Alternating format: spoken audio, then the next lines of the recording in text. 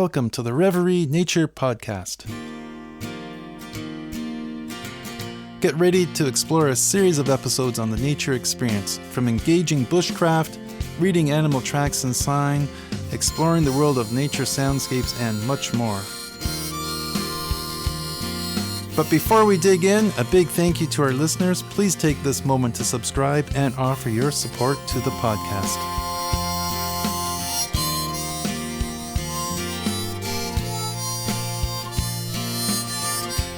I'm Chad Clifford, your host and guide, and today we are continuing along the theme of staying safe in the outdoors. This episode will be on the essential survival kit for your outdoor hikes and adventures.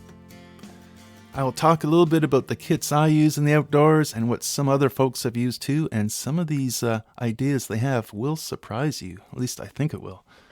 So, what is the importance of a survival kit? Well, a survival kit is that thing you drag along with you, assuming that you won't ever need it. So there's a tendency not to bring it.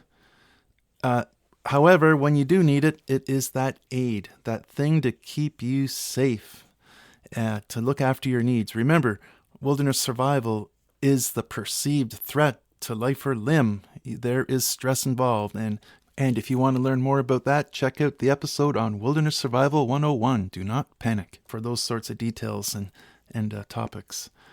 But just a reminder, this is a podcast for entertainment purposes, so if you do need survival training, go and get it. That said, this is the sort of topic I do teach to students from various backgrounds over the years. And let's start by talking about your needs. So continuing from Wilderness Survival 101, I did talk about what are your needs? What do you need to focus on? And in general, in a survival situation, after the first aid and your rescue considerations are taken care of or considered, you need to worry about your body temperature, your hydration, and then afterwards fire and food, depending on the context. So let's remember that. Shelter, which helps your body temperature, water for hydration, followed by fire and food, depending. Before we continue on, I'd like to just take a jump back here and talk about some other types of survival kits. There's things called the good bag, also called get out of dodge bag.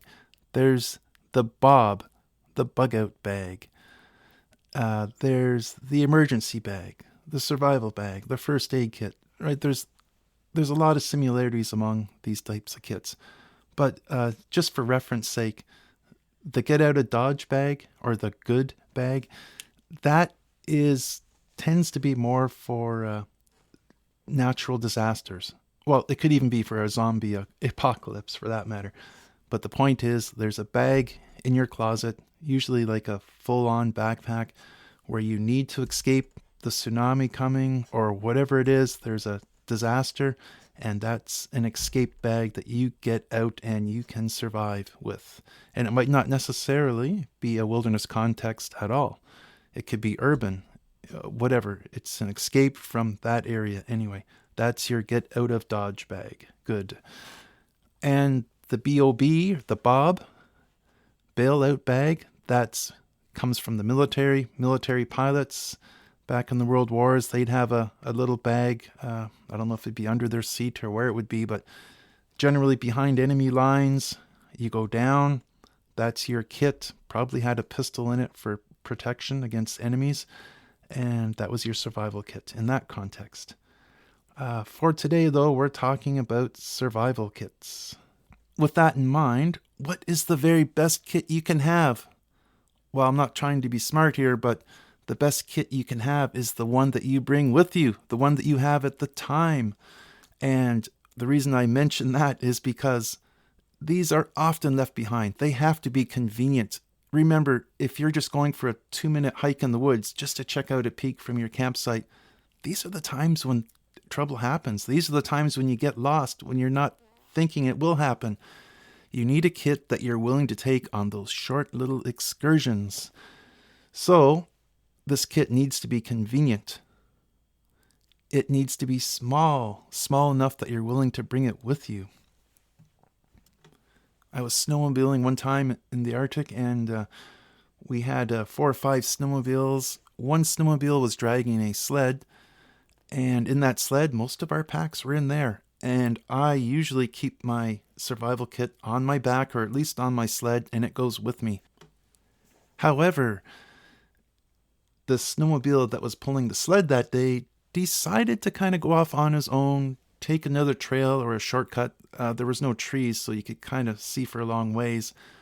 But there was quite a bit of distance between that person and everyone's packs and the rest of the group. Poor decision at the moment. Nothing came of it. I was sure to keep my eye on that person, make sure they didn't just disappear off into the distance, leaving the rest of us to chance our luck without our kits and survival packs. So it needs to be on you all the time, right? You're going off to the woods to, to check out a stream, just to look around the corner, just to do a very quick exploring or a little quick walk around the pond. Yeah, this goes with you. And this pack can be extremely small. There's a true story of a man named Charles Horton near Colorado, a cross-country skier doing some backwoods stuff, only 3 or 4 miles from his car when his leg broke. It was spring skiing, I believe, and the temperatures were dipping down into the freezing points. So, cross-country skiing, your clothing, lightweight athletic clothing, tends to get damp from the exercise. He had minimal supplies with him, as I understand it, but he did have a whistle and some water. He ended up spending, I think it was about a week in these conditions, damp, broken leg, with a whistle. He also had some matches, so his survival kit, if you call it that, was minimal, but there was thought put into it. It was the matches and whistle that ended up saving his life, although he was near its end by the time rescuers came. He did find shelter under trees, and he made a bough bed, like tree boughs, for bedding to keep the coldness of the ground off him. He was able to make a fire with the matches or lighter he had with him. That certainly helped. And then when he did not have the strength left to call when the rescuers were nearby on snowmobiles, he was able to blow that whistle, mustered up the strength to blow the whistle, and they heard it because their snow machines were off at the time. As they were listening, every once in a while, they'd drive along in their snowmobiles, the rescuers, they'd turn the machines off to see if they could hear anything. And sure enough, as luck would have it, he was within distance and was rescued. So although it's fair to say that Charles went with the bare minimum and other folks did not quite know where he was as far as his travel plans were, that little kit he did have made the difference. So one talk I have with my students, with my outdoor students that I'm teaching survival to, I'll usually ask them, just for interest's sake, if there was one tool you could have in the woods in a survival situation, what would it be? And you can choose the context: winter, summer, boreal forest, desert, whatever. What would that one tool be? And you get some very interesting answers. Last year, an interesting answer was a garbage bag. If they could have one thing, it would be a garbage bag. And that garbage bag would add a little bit of wind protection because you could put holes in it and turn it into a coat. It would offer rain protection. And I guess before you put the holes in it to make it into a coat, you could also carry water in it. You could even treat water in that if you know how to do it. And I'll get into those sorts of campcraft and details in another episode. One interesting tool that a person mentioned one time was this survival expert I really looked up to, Morris Kohansky. He's passed on now, but he lived in Alberta, and a few of us went camping with him one time, and he mentioned that one tool that he would bring in the boreal forest, and I think he was referring to summertime, would be a steel cup. And of course, bushcraft and survival skills novice, or we weren't novice at the time, I guess, but, enthusiasts at least, we were quite surprised at a steel cup. And yeah, so for him, he could go days without food. That wasn't a priority. He could start fires. I don't think he really needed a knife to start a fire with the friction fire. You could You can get by without a knife doing that. It's much easier if you have one. But water, he was concerned about hydration. And it so happens in the boreal forest with all the mosses and sphagnum moss that you can, or he says you can dig down under this moss and grab some of that moisture, squeeze it out into a cup, and that is safe drinking water. At least he has found it to be so. So that would be very convenient for him. Plus, you could also boil water. If you have a steel cup, you can boil the water. Now, what about warmth and whatnot? I thought, shelter and your body temperature is number one on the priority list. So how does a steel cup play into that? Well, I think the answer here would be Moores was always thinking about those sorts of things, and the way he dressed was his primary shelter. Actually, that time we went camping with him, I don't think he even made a shelter when we stayed out. He more or less just leaned up against a tree or found a nice little place to rest. He had clothing layers that he could put on or off to really handle the elements of the context of that situation, which was the boreal forest just north of Edmonton. Going back to some of my students and the ideas that they would bring, if they could have one tool for survival, of course, there was the more obvious things like the filter straws or the purifying straws you can get for safe drinking water. There was multi-tools and, of course, knives, right? That's, if you want a long discussion about knives, you just talk to a bushcraft person or folks who practice wilderness survivalism, and you'll get a lecture on knives, I guarantee it. But let's move on to the actual survival bag or kit. I already mentioned that this survival kit needs to be lightweight and it needs to be convenient.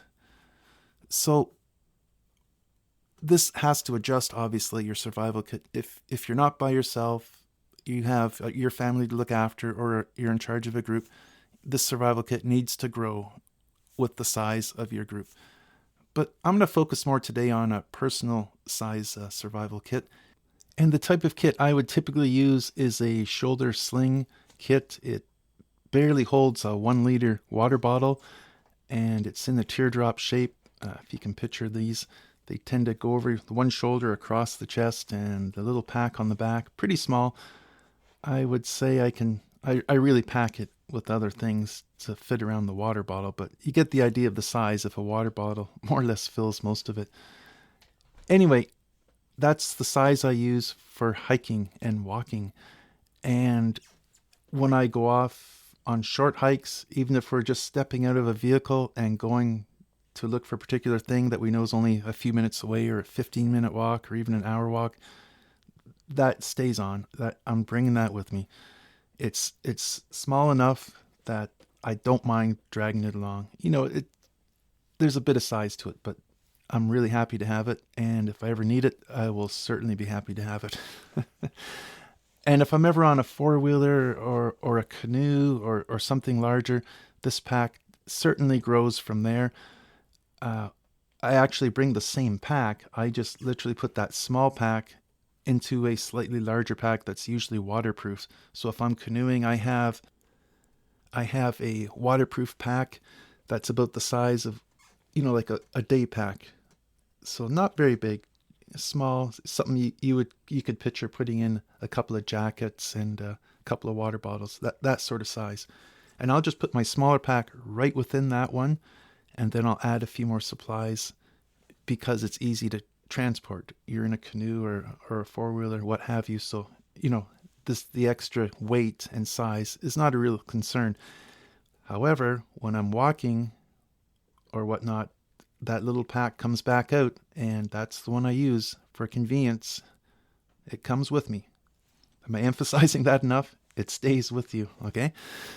What I also appreciate with the small pack is the one I use has about 4 pockets in it, or subdividers inside. That is pretty important. When you do need it, and when I've used it, you don't want things falling out. You don't want to have to pull everything out just to find a flashlight or just to find your compass or whatever it is you're looking for. Have different compartments so you don't have to explode the pack out onto the ground, and things are bound to get lost that way, especially if you're in a bit of hurry or if you're a little flustered because of your situation. or if it's dark out for whatnot, keep it simple, keep it divided, and you'll be happy to have those pockets. I guarantee it. As well, you'll want waterproof bags in there. Keep things waterproof. You don't have to keep everything waterproofed, obviously. And, I would suggest Ziploc bags, or at least like milk bags that you have zip ties on. That'll work mostly fine, even if you overturn a canoe. You might want to double bag it if that's the context. Anyway, waterproof what you need to. Keep it small, but large enough that it's useful, and small enough that you will keep it with you all the time. So what goes in these bags? Let's finally get around to the nuts and bolts here. Remember the needs of survival. You got to keep your body temperature where you need it, and you have to be hydrated. Fire and food, that's further down the list, unless your fire is used for treating water and whatnot. So there's a few general things I keep in this pack. And when I go camping or on outings, I always have a knife. In this pack, there's another knife. It's a second knife. I hardly ever use this knife. It's there as part of the pack. So if my other knife does not make it with me on this short little hike I might be doing, there's one in the pack. And I'll get into the types of knives I prefer in another episode. Another general use item is a flashlight. I tend to use headlamps, just the cheap ones, with a few extra batteries. If it's wintertime, there will be ice picks in that bag too. And what I mean by ice picks are a little wooden handle with a nail sticking out the end and straps for the wrist. So if I do happen to be on frozen lakes or streams, those are out and they're already on my wrists. If I'm going in, I'm having something to get me out.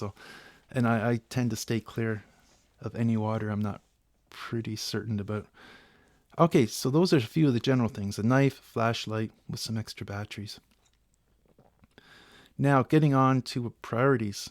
How am I keeping myself warm? What's in here to help?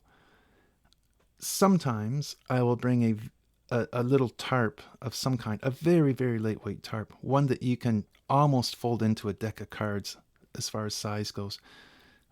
Usually this is just a reflective blanket. I have a tube blanket, which it can pretty much be used as a sleeping bag, really.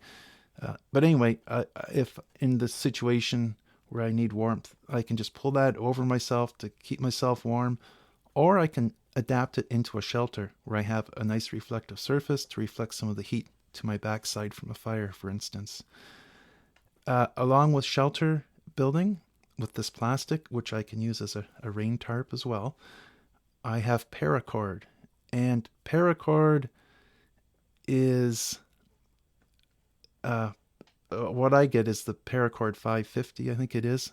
Very strong cord. It's excellent. You can get it in bulk usually. I get it by the spool, like the large spool, like 1,000 feet of it at a time, because I go through it and I give this stuff away. I tend to carry about 3 rolls of 50 feet. And that sounds like a lot, but if you are in a survival situation, you can go through rope so quickly. I can go through that in no time. And I know how to, use rope efficiently too. So you want at least 100 feet of paracord, and it packs up pretty nicely and small as well. Don't substitute paracord. Get good quality cord. There is some nice webbing you can use too.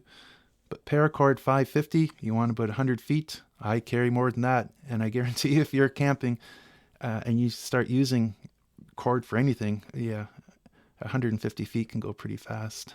So you might even want more. Anyway, that's shelter. So I tend to have, in my very small pack, a reflective blanket and some paracord, a knife, flashlight, and let's move on to water now. That's my shelter.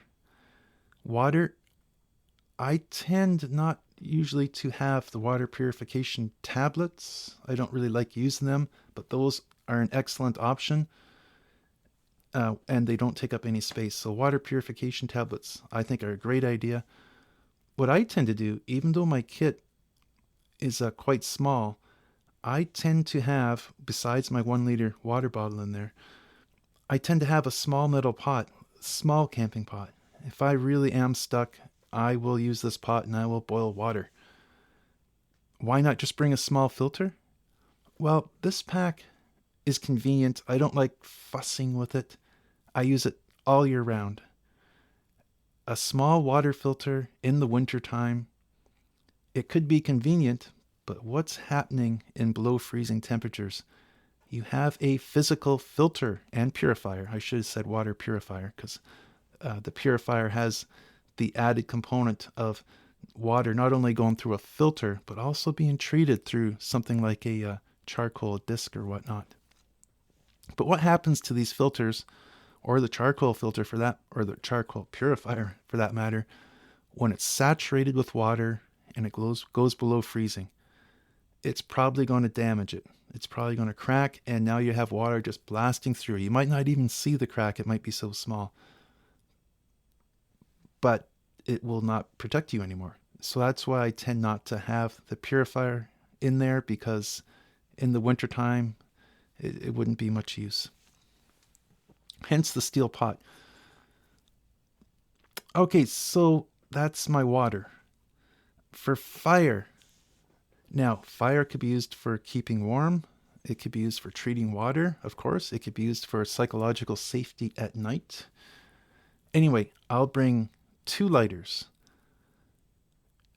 So 2 sources. Within this one kit, I have 2 lighters, or maybe I'll have a lighter and some matches, but there's 2 different sources in this kit for fire. In fact, actually, I have 3 fire sources when I'm with me.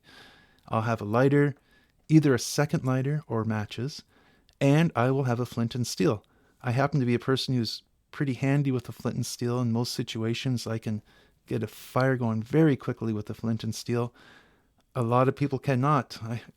Like some of the flint and steel uses I've seen out there are just really basic. A lot of people really don't have that skill. Or if they do have it, they have to bring cotton balls or a petroleum-filled whatever to get that spark to work. No, I have it so I can use just the flint and steel with what I can find in the woods typically. So that's 3 or 4 fire sources. So, and I'm a person who can do friction fires too. You know, I'd say there's probably over a 60% chance that if you throw me out there, I can get a friction fire going. And that's pretty good, because it's not an easy thing to go cold into the woods and find the right wood. So I take fires seriously. Let's move on to food now. My survival kit doesn't have food in it. It's, and one of the reasons is because this thing's always with me. Yeah, I never tend to use the food that's in there. I'm sure I'd be happy to have it if I was in a survival situation, but you can go a long time without food. And you're inviting the mice and whatnot, even in storage, to try and, they'll be nibbling through that bag to get at your trail mix or whatever. But on the other hand, having some high energy snacks, granola bars, trail mix, stuff with good fats in it. Yeah, that'd be a great thing to have in there. I just don't tend to have it in mine. Although on some trips I do stuff in a few little things along that way. I don't have much room left in my bag though, typically. One last thing that does take up a fair real estate within my survival kit is my navigation and rescue stuff. So what I'm predicting is for me to slip into a situation where I get stuck out there. I'm almost hesitant to call it survival. It's really just spending some extra time out there. However, I will have my navigation and rescue portion of the kit, and that will include not necessarily a map, but there could be a map. There will certainly be GPS with extra batteries. There will be a compass, because I don't want that GPS, I don't want those batteries wearing out, so I'm using the compass most of the time. I will have flagging tape, of all things, like surveyor's flagging tape, the stuff you can get at like a local hardware store. I keep a roll of that along with the permanent marker. I use that for various ways of finding my way out or to leave messages for searchers. And I'll get more into these sorts of things in an episode called Lost Proofing. So keep your eyes and ears open for that one, because there'll be lots of tips on finding your way. But anyway, map, compass, maybe not the map in my case as much. GPS with batteries, the flagging tape with a permanent marker. I will have a signal mirror too. I don't mind the extra weight of a glass signal mirror instead of the plastic ones. Lastly, I'll have a Fox 40 whistle, or a good quality whistle, very lightweight, and certainly a good way to help help for rescue. The flagging tape, the Fox 40 whistle, and the signal mirror.